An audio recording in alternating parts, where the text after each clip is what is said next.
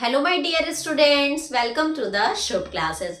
आज हम स्टार्ट करने जा रहे हैं क्लास 10th की एनसीईआरटी बुक की एक्सरसाइज 5.2 क्वेश्चन नंबर 16। हमने अपनी प्रीवियस वीडियो में क्वेश्चन नंबर 15 तक डिस्कस कर लिया था। आज हम लोग 16 से डिस्कस करेंगे। अगर आपने अभी तक मेरे चैनल को सब्सक्राइब नहीं किया है तो सबसे पहले चैनल को सब्सक्राइब कर दीजिए, तब तक हम लोग चैनल वो क्वेश्चंस को कंटिन्यू करते हैं। So let's start question number 16। In question number 16, it is given that for what determine the AP whose third term is 16. हमें AP find out करना है जिसका third term क्या given है, हमें 16 given है, and the seventh term exceeds the fifth term by 12. And the seventh term exceeds the fifth term by 12.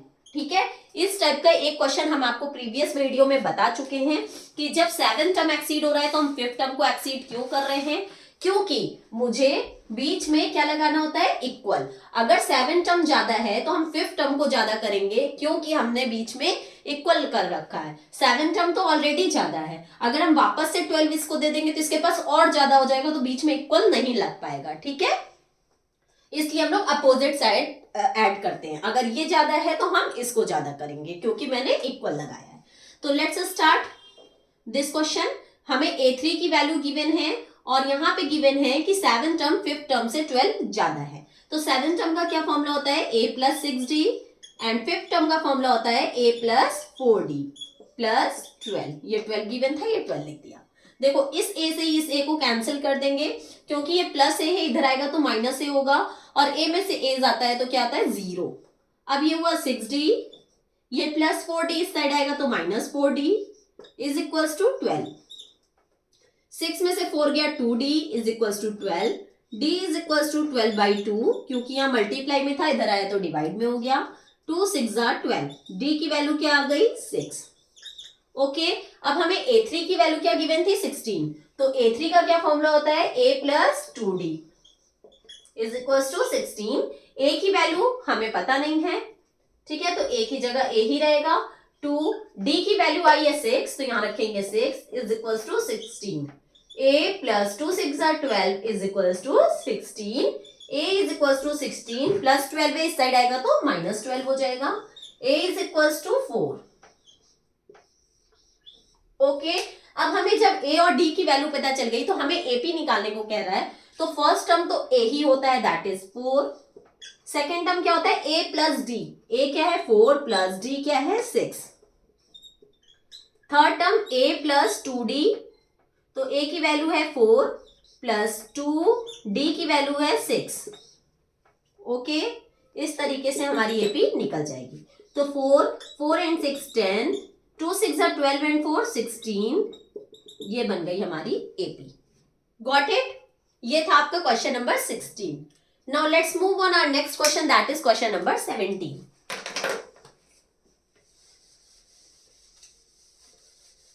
अगर आपको मेरी वीडियो पसंद आ रही हो तो लाइक सब्सक्राइब एंड शेयर करना बिल्कुल भी मत भूलिएगा। Okay,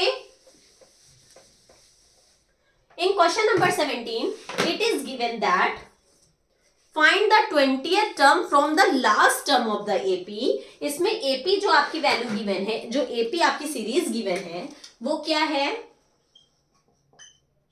3 8 13 and 253।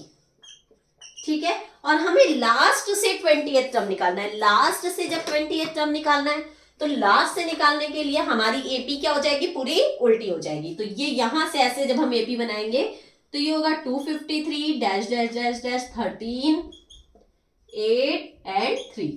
ओके, अब ये लास्ट से बन गया। अब यहां से हमें 20th टर्म निकालना है, तो A की वैल्यू होगी 253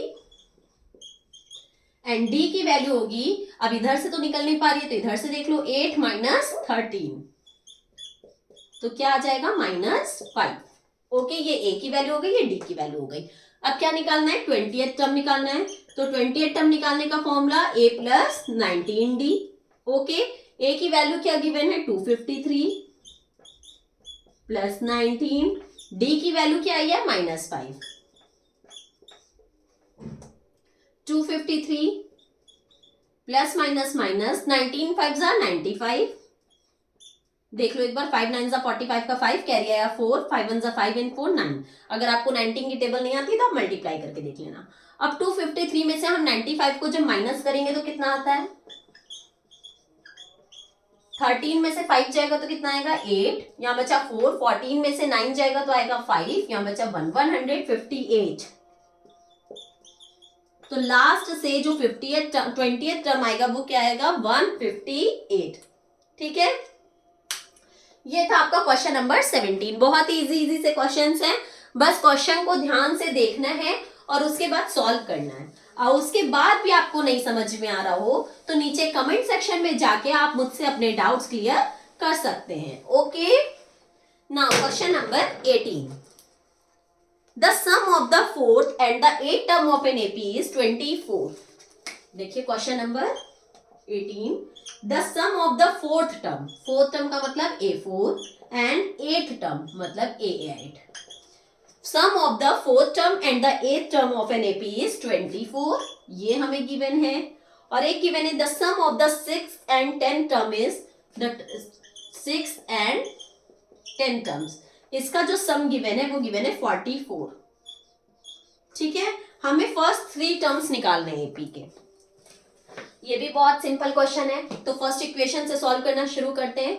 A4 की वैल्यू क्या होती है? A plus 3D plus A8 की वैल्यू होती है A plus 7D is equals to 24। ठीक, AA 2A plus 7D and 3D 10D is equals to 24। यहाँ पे अगर हम देखें तो 2 कॉमन हो रहा है, तो 2 कॉमन ले लेंगे तो हो जाएगा A plus 2 5 10D is equals to 24। ये मल्टीप्लाई में इधर आएगा तो डिवाइड में, तो A plus 5D is equals to 24 upon 2। 2 1 2, 2 2 4। A plus 5D is equals to 12। Got it? अब यहां से हम A की वैल्यू निकाल लें, तो जब A की वैल्यू निकालेंगे तो ये 5D उधर चला जाएगा तो क्या हो जाएगा? 12 माइनस 5D। ये A की वैल्यू निकल आई। अब सेकेंड इक्वेशन पे आते हैं, तो A6 को क्या लिख सकते हैं? A plus 5D plus A10 की वैल्यू क्या होती है? A plus 9D is equals to 44। क्या गिवन है? 44। अब इसको सॉल्व करते हैं। AA 2A plus 9D and 5D 14D is equals to 44। ठीक, सेम प्रोसेस करेंगे, यहां पे भी 2 कॉमन हो रहा है। A plus 7D is equals to 44। अब ये मल्टीप्लाई में इस साइड आएगा तो डिवाइड में, A plus 7D is equals to 44 by 2।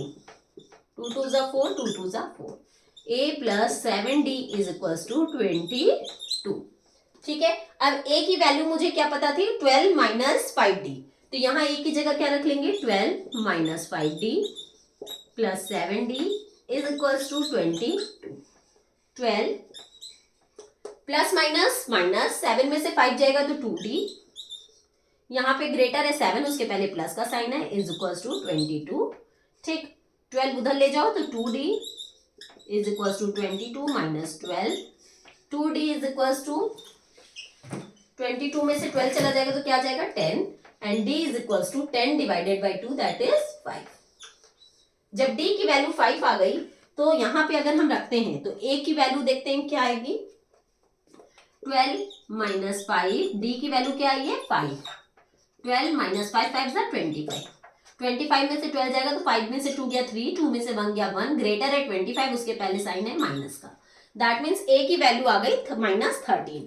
अब हमें फर्स्ट 3 टर्म्स निकालने हैं, तो फर्स्ट 3 टर्म में A की वैल्यू सबसे पहले लिखते हैं, फिर लिखते हैं A प्लस D, तो A की वैल्यू है minus 13 plus D that is 5। Third होता है A प्लस 2D, तो A की वैल्यू है माइनस 13 प्लस 2D की वैल्यू है 5। ओके, देखो AP क्या बना? माइनस 13 प्लस माइनस माइनस, तो 13 में से 5 जाएगा तो कितना आएगा? 8। ग्रेटर कौन सा है? 13, उसके पहले कौन सा साइन है? माइनस का।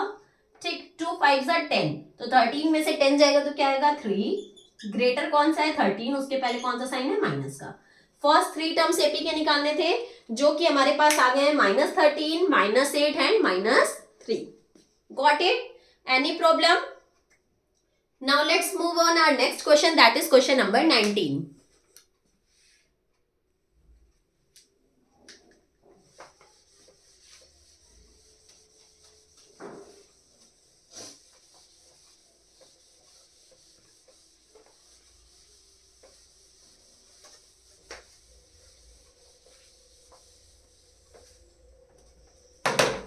In question number 19, it is given that Subba Rao started work in 1995 at an annual salary of 5,000 rupees.